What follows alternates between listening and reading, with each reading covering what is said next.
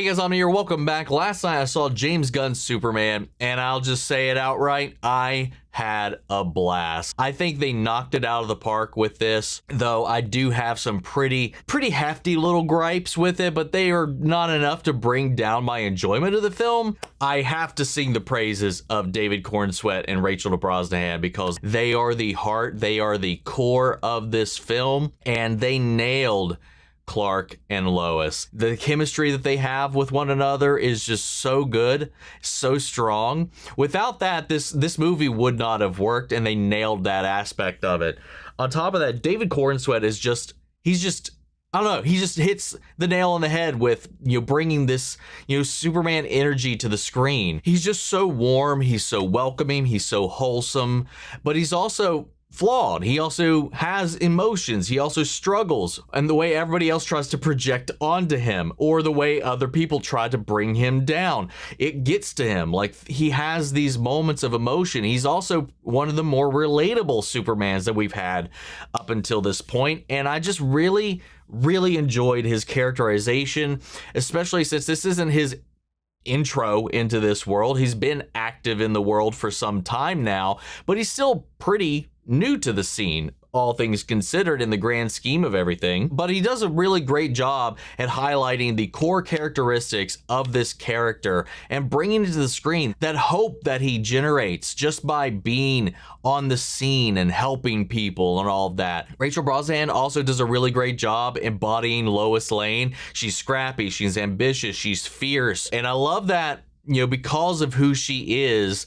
And, there's like a very strong contrast between her and Clark that does cause a little bit of a friction in the relationship. It is what makes them a great couple. And I love the way they balance each other out. While at times it may seem like a little bit of a hindrance, it really is something that I think strengthens their bond and their connection, because they need each other. They really do need each other to kind of fill in the gaps that the other might be missing. And I love that they also challenge each other throughout the film as well. It's a really great little journey that they go on, and I loved watching that, that relationship grow throughout the course of the film as well. I thought they both did a really great job, and they knocked it out of the park. I think more than any pair we've seen on the big screen, I think they've really nailed it with this casting and the way they characterized both of them in the movie. Nicholas Hoult's Lex Luthor feels like an amalgamation of every Lex we have ever seen on the screen. His intelligence, his craftiness, the ingenuity, the way he puppeteers all these different things throughout the course of the film, and his emotionality, his drive, his ambition, and at times he is just straight up terrifying. Guy Gardner, I ended up really enjoying Nathan Fillion playing Guy Gardner. I've never been a huge Guy Gardner fan just because it's Guy Gardner. He's very abrasive. He's usually pretty unlikable, and they found a way to incorporate so much of that in a way that I still find, I think, kind of gives him a little bit of some charm that I found really endearing and fun to watch. I really liked every time he was on screen. I didn't think I was going to. Mr. Terrific, though, was probably a standout in the film to me. I loved every scene that he was in. I love how much of a role that he played throughout the course of the film also, and the look and the feel of everything was so well done. Hawk Girl, unfortunately, doesn't get a lot of attention in this movie. She's very much so, when she shows up, she's there to, just swing her mace and screech for whatever reason. But when we have these little moments here, Isabella Merced gets a couple of bright little moments to shine and play off of everybody else, but not as much as I would have liked. The Kents were amazing in this, especially the scene work we got to see between David Corenswet and Pruitt Taylor Vince. When he goes to the farm and we have that little sit down with him and Pa Kent, was one of my favorite scenes in the entire movie, and I loved his performance as Papa Kent, and it was so good. I wish we would have lingered in it a little bit more. I loved that little reprieve that we had when he's there with the family and whatnot. Absolutely adored that. Also, Ultraman and the Engineer were a pair of antagonists that I really enjoyed as well. I'm not going to get into them too much, just for fear of spoilers or anything like that, but I did enjoy the role that they played in the film and how their involvement kind of escalated and evolved throughout the course of the film. The way they handled Metamorpho was also really interesting as well. I liked what they gave him to do in this, why he was in there, and the kind of personality that they gave, and as well, the way they showcased his abilities, which was a lot of fun. And then, of course, there's Crypto, who was adorable throughout the entire film, very chaotic, very unruly, and added a really fun dynamic in all the scenes that he was in. And despite the buffed out cast for this, it very much so at its core is still a Superman movie and never ever distracts away from that. And that was one of the major things that I was worried about coming into this and introducing so many characters in this world that's already kind of been going on before Superman even hit it. I mean, we had an opening text that was fun. It was fun and playful in the way that they brought it in, because sometimes it could just kind of be annoying. But they set up the world very, very concisely right off the jump with this film. With, you know, just letting us know about the history of metahumans and the history of just this DC universe up until this point. It just basically the little bullet points of things that we needed to know to get into this and get that out of the way so we can just keep moving forward. This movie just felt like a comic book coming to life, and in the best ways of possible. Now, my criticisms, I will say, I do feel like this movie may be a tad too long. I think at times it does feel a little sloggy, a little bloated at times. It's usually a pretty fleeting feeling. Those moments I feel like are few and far between, but I did catch myself feeling that quite a few times throughout the film. I think this could have been trimmed down a little bit and maybe made a little bit more streamlined. I do feel like the overall pacing as a whole was a little out of whack because of that. I think there's some times too where James Gunn's, I guess, impulse to insert humor into most scenes works at a detriment sometimes. There's some scenes that could have hit like this strong emotional stride, but got a little bit of a hiccup, like you hit a little speed bump in the mid of it, because I guess they just at times felt like we needed to put a little punchline, put a little gag in there for a hot second, when we could have just let that kind of play out. There's a couple action sequences that kind of even have something a little bit similar. Sometimes it works, sometimes it doesn't, but there was just a couple times throughout where I was like, that was... come on, James.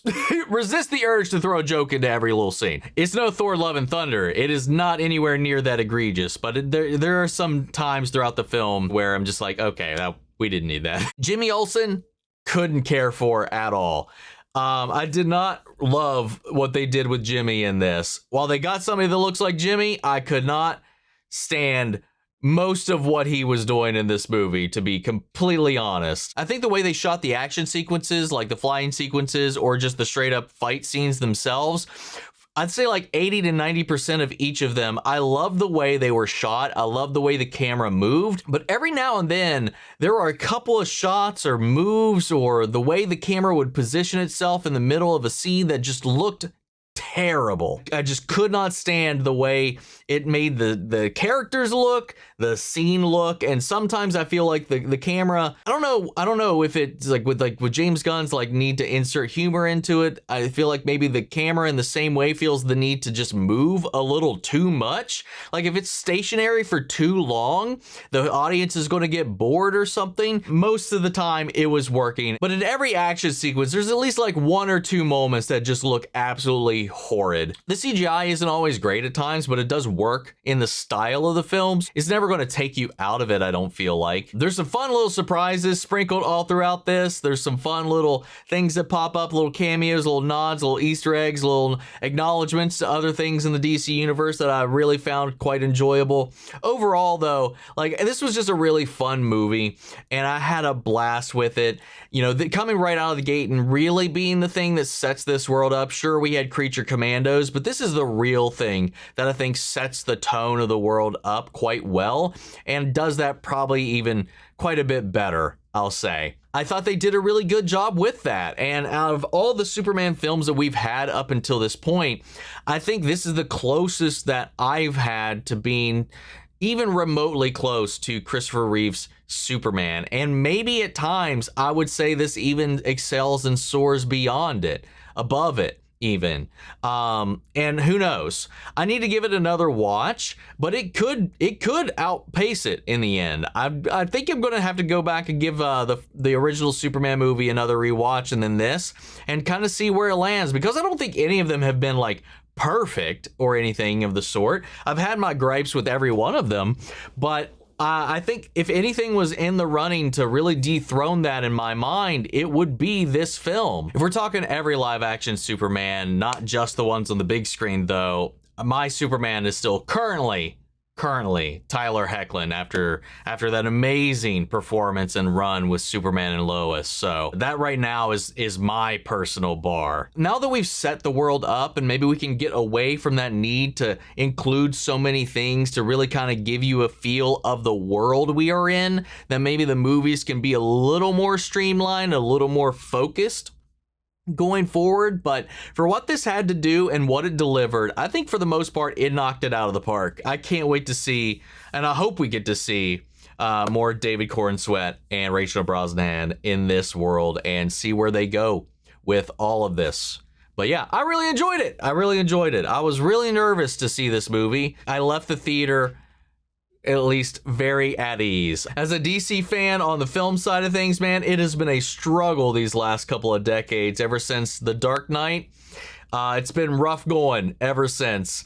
You know, thankfully for a time we had the Arrowverse to kind of tide us over while that was still around and great. But on the big screen, man, it's been a struggle. It's been super hit or miss, mostly miss. Yeah, I'm excited to see where they go from here, and hopefully DC's got a bright future ahead, but we'll have to wait and see. But guys, I want to know what you all thought, so sound off the comments. Let me know your thoughts down below. We'll carry on the conversation after the video. I hope you enjoyed the review. If you did, leave a like, drop a comment, subscribe if you're not already. And before you go, I want to shout out Angela Burr, Lily Chan's son, and Denise Mauricio. Thank you guys so much for becoming saviors here on the channel, helping us sponsor some of our lovely little rescues. You guys have been an amazing help. And as always, I want to shout out our channel legends: Erica Fisher, Armando Rosas, Ash, Captain Hoodie, Casey Wood, Chris, Clara V, Codename Witch, Demasius, David Furstenberg, Durla, Gregory Toner, It's Mushi, Jade, Jake Cantrell, Carmen Willman, Liam Harrell, Lily Chan's son, Lindley Bullock, Mandy Sherritt, Muggy Holes, Natty Jane, Nicodemus, Nikki G, Niall, Ollie Hodges, Philly J, Rage King Nova, Robert Anguiano, Ross Lingard, Russell Crockett, Ryan Morris, Shelio, Silver Tier Moon, Yuri Korskov, and your boy G-Man. Thank you guys so much for your continued support.